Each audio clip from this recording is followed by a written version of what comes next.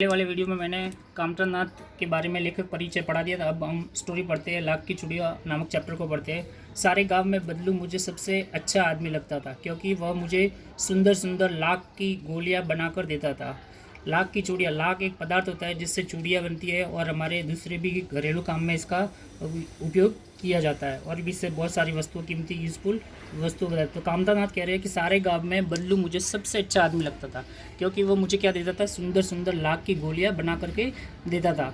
मुझे अपने मामा के गांव जाने का सबसे बड़ा चाव था। चाव का मतलब होता है रुचि या चाह। लेखक कहते हैं कि मुझे अपने मामा के गांव जाने का सबसे बड़ी चाहत थी, ठीक है, यही था कि जब मैं वहाँ से लौटता था तो मेरे पास ढेर सारी गोलियाँ होती थी। और वो लेखक ये बता रहे हैं कि जब मैं वापस वहाँ से लौटता था तो मेरे पास लाख की बहुत सारी, ढेर ढेर का मतलब होता है बहुत सारी गोलियाँ थी।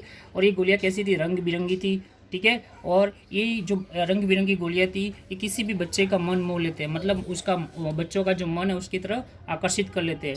वैसे तो मेरे मामा के गाँव का होने के कारण मुझे बल्लू को बल्लू मामा कहना चाहिए था। लेखक कामतानाथ कह रहे हैं कि मेरे मामा के गाँव का होने के कारण मुझे उसको बल्लू मामा कहकर पुकारना चाहिए था, लेकिन मैं बल्लू मामा न कहकर उसको, मैं बल्लू मामा न कहकर क्या पुकारता था, बल्लू काका कहकर के पुकारता था।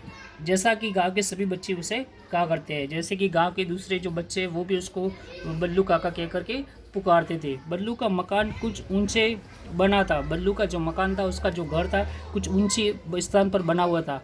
अब उसके मकान के सामने, जैसा कि आपको पता है, ये पिक है। पिक में आप देखोगे तो ये नीम का पेड़ है और यहाँ पे ये इसके लाख से ये चूड़ियाँ बना रहा है। ये पूरा वो एक चौकोर है, ये बैठा हुआ एक चौकोर है, इसको चौकोर बोलते हैं।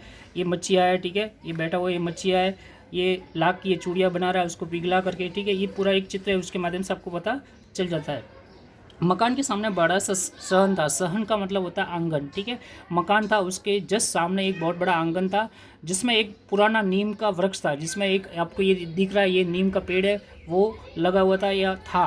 पुराना का मतलब होता है ओल्ड, ठीक है, पुराना था।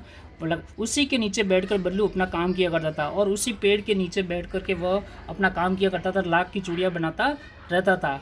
बगल में भट्टी दहकती रहती थी और उसके पास में एक भट्टी थी। भट्टी का मतलब होता है जो चूल्हा होता है, आपने देखा होगा बड़ी बड़ी, पहले अभी तो नहीं है लेकिन पहले के ज़माने में आपने देखा होगा, कोई फंक्शन होता तो बड़े बड़े भट्टे बनाए जाते थे, उस पर खाना बनाया जाता था, किचन का काम किया जाता था। बगल का मतलब होता है पास में ही उसमें एक भट्टी थी जो क्या करती, दहकती रहती थी। दहकती का मतलब होता है जल्दी रहती थी, जिसमें वह लाख पिघलाया करता था और जिसमें वो क्या करता था, ये लाख है उसमें वो पिघलाया करता था। सामने एक लकड़ी का चौखट पड़ी रहती थी, जिस पर लाख के सामने क्या रहता था, एक लकड़ी का चौखट पड़ा रहता था, जिस पर वह लाख के मुलायम होने पर उसे सलाख के समान पतला करके चूड़ी का आकार देता था। मुलायम होने पर उसे सलाख के समान पतला करके वह एक चूड़ी का उसको आकार देता था।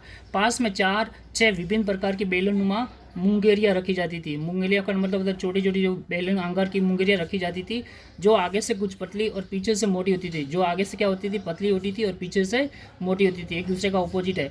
लाख की चूड़ी का आकार देकर वह उन्हें मुंगेरियों पर चढ़ाकर गोल और चिकना बनाता और तब एक एक कर पूरे हाथ की चूड़ियाँ बना चुकने के पश्चात वह उन पर रंग करता था। और अब क्या करता था, लाख की चूड़ी का उसको क्या देता था, वो आकार देता था और उन्हें मुंगेरियों पर चढ़ाकर उसको गोल और क्या करता था, चिकना बनाता था।